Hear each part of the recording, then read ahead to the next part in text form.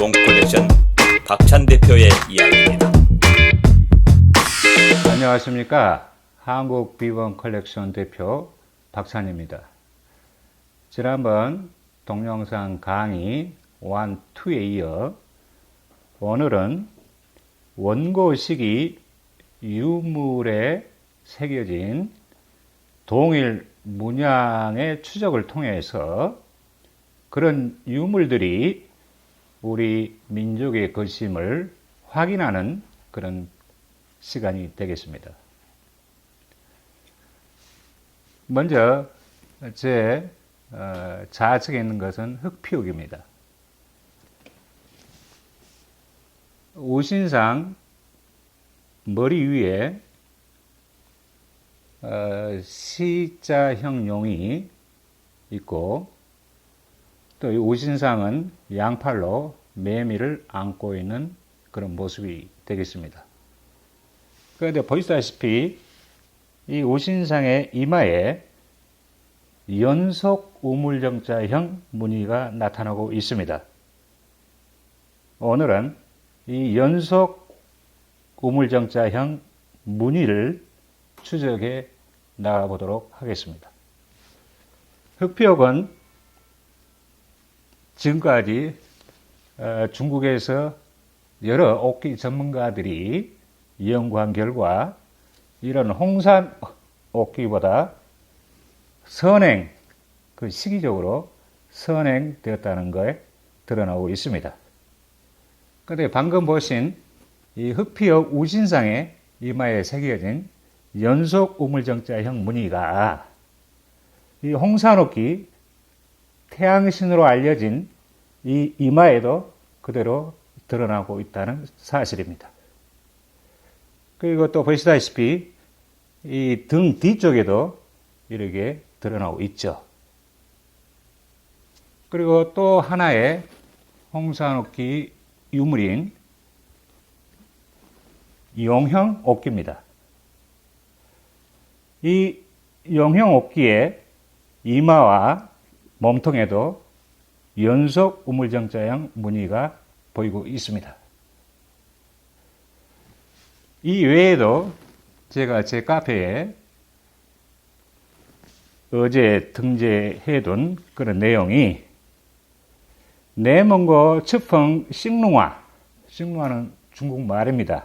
이는 홍룡화 문화, 즉 기원전 6200년경에서 기원전 5400년경 토기에서도 이런 연속 우물정자형 무늬를 볼 수가 있습니다.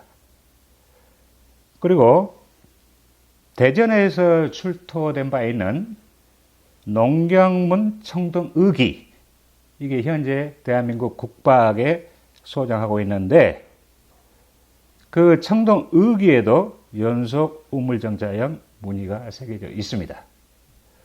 그리고 경주 호우청에서 발굴된 것으로 알려진 고구려 광계토왕의 청동호우 그릇입니다. 그 밑바닥에서도 마찬가지로 우물정자형 무늬가 보이고 있습니다. 원고 시기, 흑피옥, 홍산문화 시기, 그 이전에 홍룡화 시기, 그리고 청동기 시대의 고조선 청동기 시대의 농경문 청동의기, 그리고 고구려 광계토 대왕의 청동호에 나타난 이런 우물정자, 이 문양은 서로 지속성을 갖고 있다는 사실입니다. 그렇다면 중국 중어문화에서 이런 무늬를 찾아볼 수 있는가? 없습니다. 중국 중어문화의 대표적인 유적지가 양셔원화인데 거기에 제가 작년 여름에 탐방을 했었죠. 보면은 거의가 다 질그릇 위주입니다. 질그릇. 이 질그릇에는 빗살무늬형 무늬밖에 없습니다. 이런 연속 우물정자형 무늬는 없다는 것입니다. 저는 이 연속 우물정자형 무늬가 무엇이냐, 이 정체에 대해서 오래도록 연구하고 고민해 본 결과 이게 별을 의미한다고 결론을 맺게 됐습니다. 별을 의미한다고 하는 것은 그만큼 이런 기물들의 제작 주체들이 하늘을 볼 줄 알았다는 사람들이라는 것이죠. 제가 그렇게 결론을 맺은 것을 지켜보면서 어떤 분이 이런 말씀을 하셨습니다.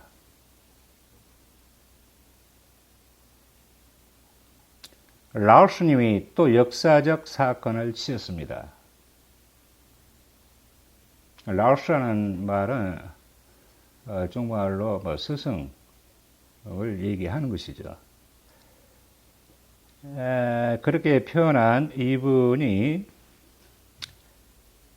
또 얘기하기를 한민족 1만 년 역사의 비밀을 유물을 통해 드러내셨습니다.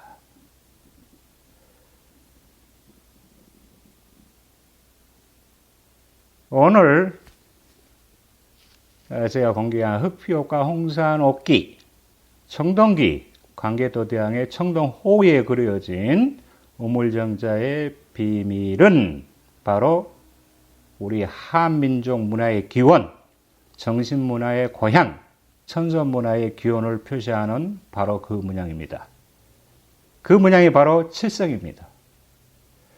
북두 칠성은 하느님이 천지를 주재하시는 곳으로 우리 민족이 칠성의 기운을 받은 천선민족임을 이야기합니다. 어릴 때 할아버지 할머니 대대로 물을 떠놓고 기도했던 방향의 별, 칠성. 그 칠성으로부터 몸을 받았기 때문에 죽을 때는 근원초로 돌아간다는 의미로 망자 밑에 칠성판을 깔았던 것입니다. 그리고 죽었다라는 표현보다는 돌아가셨다는 표현을 사용한 이유도 이러한 이유 때문입니다. 제가 오늘 공개한 이 기물로 우리 한민족의 1만 년 역사의 정신문화 실체가 공개된 것입니다. 최치원 선생이 낭랑비서문에 언급한 이 정신을 풍류라고 표현했고 환단곡이나 주역에서는 신교라고 기록하고 있습니다. 신교는 뭐냐? 우리 인간이 신으로부터 받은 교육이란 말입니다. 다시 한번 이 자료를 올리신 것을 보고 깜짝 놀랐습니다.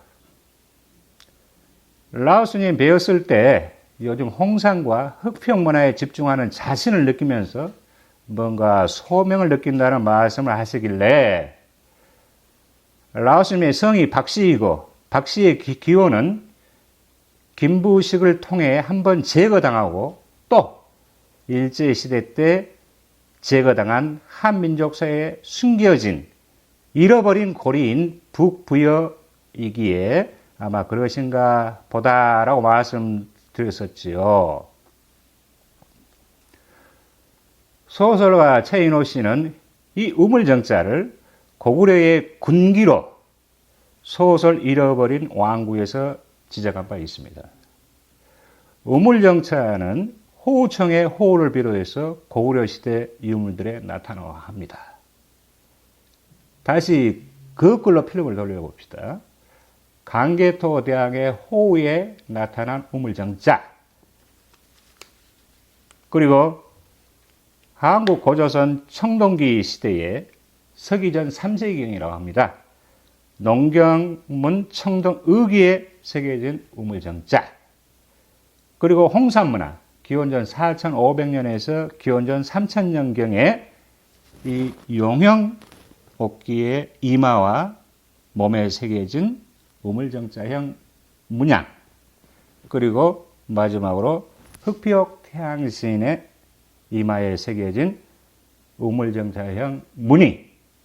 이건 뭘 얘기하고 있습니까? 다 오리 기물이라는 것이죠.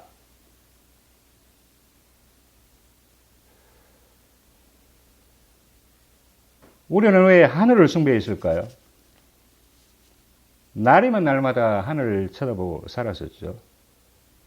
이는 우리가 천선민족이기 때문에 그랬을 것입니다. 우리가 지금 지구별에 와 있지만 언젠가는 다시 저 하늘로 돌아간다. 그래서 별자리를 항상 이렇게 하는 것이었죠. 왜냐하면 별자리는 겨울철 별자리, 여름철 별자리 좀 다르게 보입니다. 그런데 이 놀랍게도 제 지금 만지고 있는 이 흑피옥에 별자리가 나타납니다. 별자리 지금 나타나고 있죠. 흑피옥에도 이런 별자리를 새겼다는 것입니다. 그렇다면은 저는 이렇게 또 깊이 생각해 봤습니다. 우리가 하늘을 쳐다보고 살던 천선민족이고 죽은 뒤에 다시 하늘로 돌아갈 것이고, 그런데 지상에서 우리의 어느 편은 어떻게 하는가? 규절의 입이 정석으로 알려진 창일의 문자, 녹도문, 이것은 땅에서 취한 것이죠. 땅에서 취한 문자라는 것입니다. 이렇게 하늘을 알았던 위대한 민족이 왜 문자를 하늘에서 취하지 않았나? 왜 하필이면 짐승의 발자국에서 그 문자를 취해야 했을까? 여기에 착안해서 저는 흑피옥과 홍산옥기에 새겨진 문자들을 추적하기 시작했습니다. 그런데 흑피옥과 홍산옥기에 새겨진 문자들 가운데 대표적으로 알파벳 K자형이 자주 등장합니다. 이 복합형 흑피옥 옥기에도 K자가 드러나고 있죠. 이걸 취해가지고 제가 북극의 여름철 별자리하고 대조해 본 결과 놀랍게도 일치한 것이었습니다. 제가 느닷없이 흑피옥 문자 그리고 홍산 문자의 일부, 그걸 별자리다라고 주장한 걸 보고는 비웃는 분도 여러 계셨을 것입니다. 저는 앞서가는 사람 맞긴 하나 제가 뭐 꼴리는 대로 이랬다 저랬다 제멋대로 행동하는 그런 머저리는 아닙니다. 이 흑피옥에 새긴 별자리, 이건 세상에 딱 한 점밖에 없죠. 이런 기물은 대륙과 반도 어디에서 아직 본 적이 없습니다.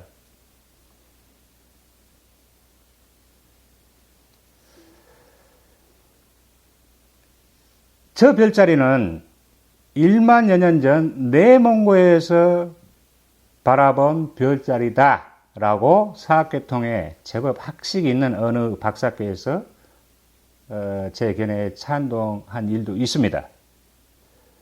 그렇다면 흑피옥에 새긴 별자리와 흑피옥에 새겨진 별자리형 문자, 이 둘은 전혀 이상관계가 아니죠. 우리가 못 찾고 있는 것 뿐입니다.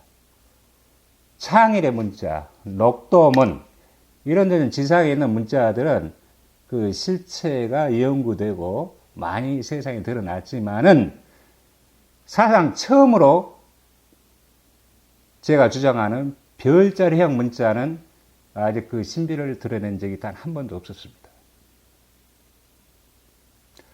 흑표옥에 1만여 년 전에 내몽구에서 바라본 하늘의 별자리를 새길 정도라면은 어찌 문자로도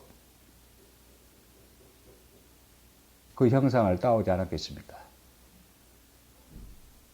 이게 앞으로 우리가 풀어야 할 숙제입니다.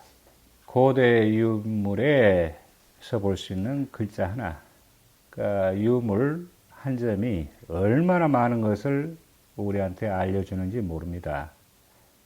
그게 고대사 연구의 재미일 수도 있죠. 제가 이전에 이런 C 형용은 흑비옥 시대 그리고 홍산 문화 시대에 자주 보이는 이런 C 형용은 북두칠성이다 라고 제가 주장한 바 있는데,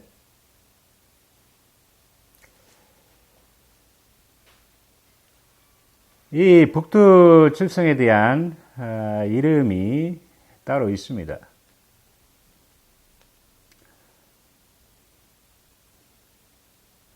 이 맨 앞쪽, 이 전면으로는 북극성이 있죠. 이 맨 앞쪽에 있는 별을 천추라고 하고, 그 다음의 별을 천선, 또 그 세 번째 별을 천기, 네 번째 별을 천곤, 다섯 번째 별을 옥형, 여섯 번째 별을 계양, 일곱 번째 별을 요광이라고 불렀습니다. 그런데 이것은 흑표옥입니다. 초기꽃이죠. 그런데 이 형태는 국자 모양이 아닙니다. 국자 모양은 바로 뒤로 더 빠져야 되죠. 손잡이에 있어야 되죠. 이것은 천추, 천선, 천기, 천곤, 이 사성을 이어놓은 것입니다. 이 사성의 이음꼴이죠. 나중에 후대에 가서 이렇게 변화가 됩니다. 이 정도에서 밑으로 구부려야 될 것을 어떤 미적 관점에서 거꾸로 구부려 놓은 것이라고 저는 생각합니다. 그래서 중국에서는 이런 기형을 시형용이라고 부르고 있는데, 저는 그 견해에 찬동할 수 없고, 이것은 북두칠성형 옥기다 라고 주장합니다. 그리고 여기에 보는 것은, 여기에 보이죠? 갈기처럼 보이는데, 이것을 놓고서 의견이 분분했습니다. 중국과 한국 학자들 사이에서. 공통적으로, 이것은 갈기다. 갈기. 말의 갈기하고 흡사하다. 이렇게 통설로 굳어지고 있는데, 이 견해에 대해서 또 저는 찬동할 수 없습니다. 이것은 갈기가 아니라 북두칠성이 뿜어내는 영기다, 영적 기운이다 라고 저는 주장합니다. 왜냐하면은 이 흑피옥입니다. 이렇게 아주 얇게 가공했다는 기술이 놀랍죠. 이 옥 덩어리를 이렇게 얇은 철판처럼 가공을 했는데, 여기에 바로 그 영적 기운이 나타나는 것이죠. 그렇죠? 비슷하잖아요. 이것은 아마 북극성일 수도 있습니다. 북극성일 수도 있죠. 그 북극성이 뿜어내는 영적 기운, 이걸 이렇게 묘사하지 않았나. 그리고 이런 문양은 후대의 홍산옥기에서도 또 나옵니다. 또 나와있죠. 중국 학자들은 이런 조형을 구훈형 폐식이다 라고 정의를 했죠. 이걸 하늘에는 구름이다 라고 정의한 것이죠. 그러나 저는 그 견해에 찬동할 수 없습니다. 이 또한 영기죠. 영적 기운들이죠. 영적 기운들이죠. 여기 하나 있는 소형들이 또 반대로 있는 소형들이, 여기 있는 소형들이 여기에서 삼태극이 나오지 않는가라고까지 저는 유추하고 있습니다.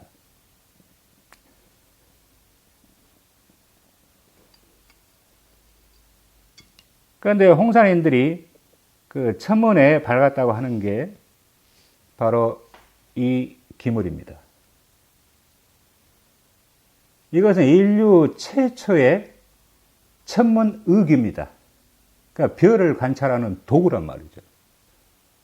옥으로 만들었습니다. 이걸 선기라고 합니다. 선기.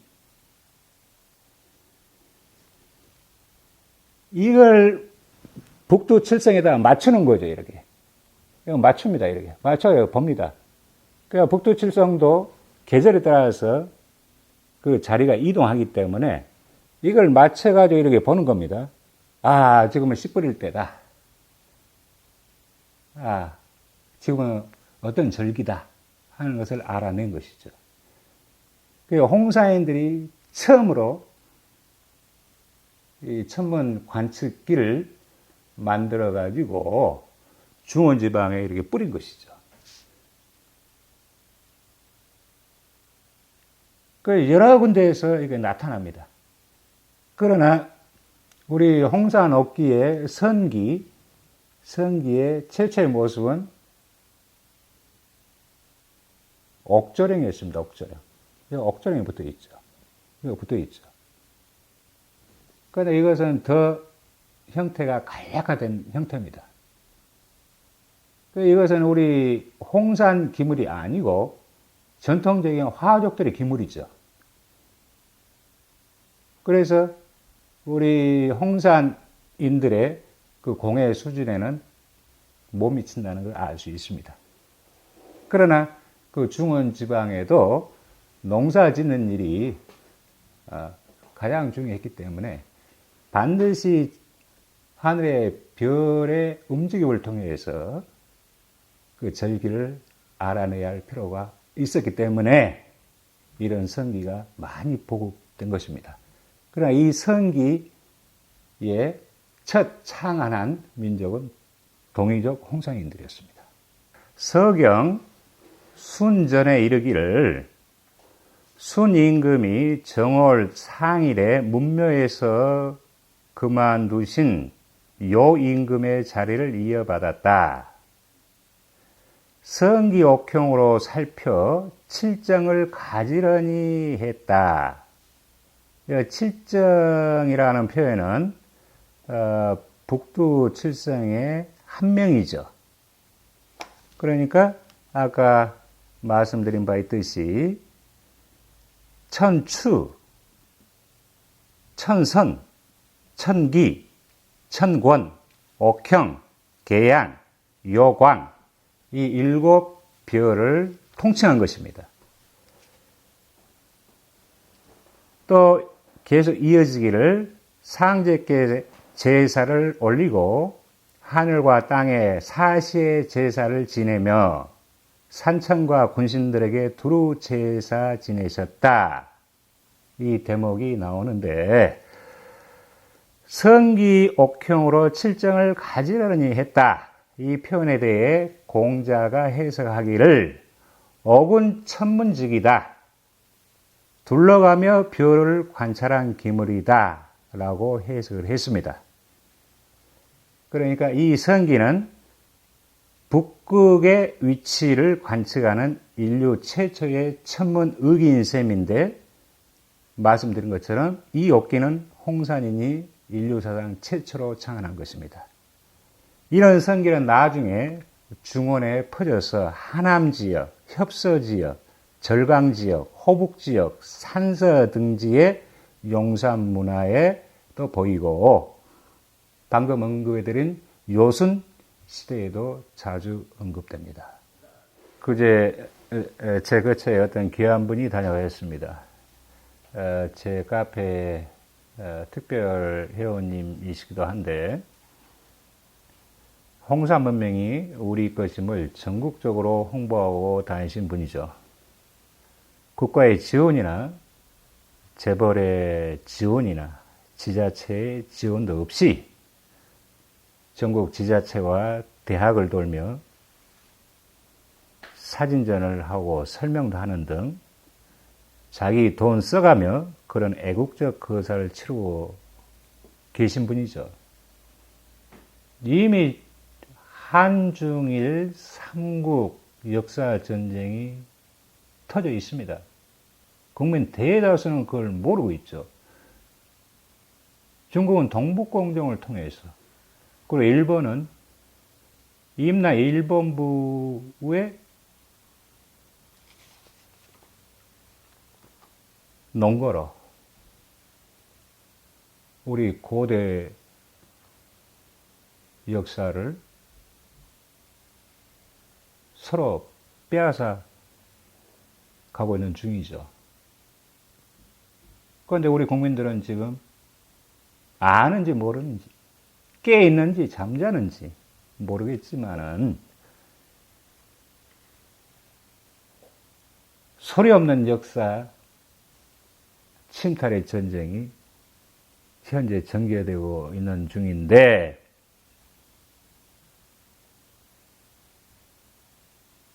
그제 저한테 찾아오신 그분이 하시는 일은 국가가 나서서 해야 되는 거 아닌가?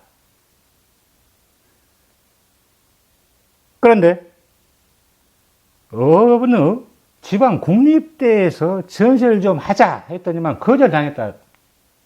거절당했대요. 그래서 제가 물었죠. 이유가 뭐였죠? 비학술적이랍니다. 비학술적이라니? 예, 홍삼문화가 비학술적이랍니다. 그 얘기의 순간 제가 뿔이 잔뜩 돋아 버럭 한마디 질렀죠. 그 교수란 작자가 바로 비학술적이죠. 왜냐고? 홍삼 문화에 대해 관심이 없고 연구도 안 했으니 바로 비학술적이다. 홍삼 문화예적은 1983년에 공개 발굴됐고 세계 학계로부터 인정받았고 각종 논문이 쏟아져 나오고 있고 세미나 등 학술 행사가 지금도 한참입니다.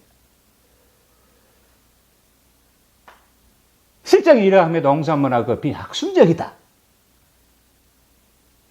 관심도 없고 연구도 안 해본 그 국립대학교 교수라는 작자가 비학술적이지. 맞죠?